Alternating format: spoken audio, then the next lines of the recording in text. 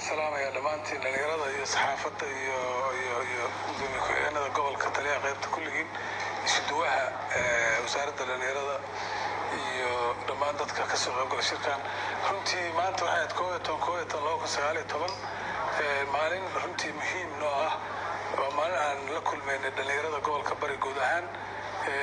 intii maartay ka soo gaadhay shirkayagii wuxuu ahaa kulankii kalsoonida maamulka iyo shacabka gobolka bari qayb ka mid oo qaybtii ugu muhiimsanayd oo dhalinyarada ahayd shir muhiim ah baanu yeelanay wada hadal dheer oo runtii waqti badan qaatay saacado badan qaatay dhalinyaradana aragtidooda ku soo gudbiyeen annaguna aanu kala hadalnay sidii loo wada shaqayn lahaa kulankan kulamo muddo badan soo socday waa isimadii iyo nabadoonnadii isduwayaashii insha allah wuuna socon doonaa haweenkii baa ku xigi doona ganacsatadii culimadii qaybaha kala duwan ee bulshada reerka dhammaantood waxaan rajaynaynaa insha allah inuu sii socon doono dabadeedna markay kulamadu dhammaadaan degmooyinka aanu tegi doono dabadeedna aan halkaa shaqada kasii wadi doono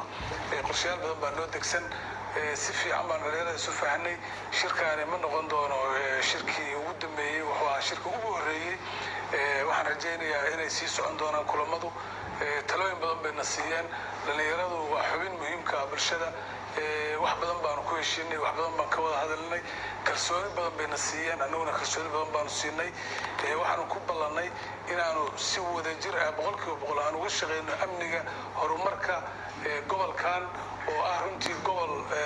u baahan in maaragtay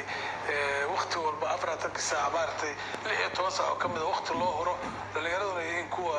activity energy ku jiro ayna muhiim tahay inay waqtigooda u huraan way ballan qaadeen waana rajaynaynaa inay xafiiskaanu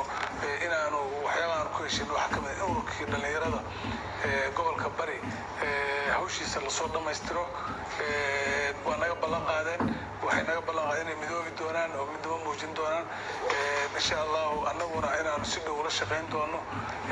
xafiiskan gobolkuna albaabadiisu u furnaan doonaan horumarna insha allah waan ka wada shaqayn doono haddii ilaahay idmo aad baan ugu mahadcelinaynaa sida qiimaha leh ay talooyinka iyo ragnada sida dadnimada ay noogu soo jeediyeen waxaan rajaynaynaa insha allah kulamadooda inay sii socon doonaan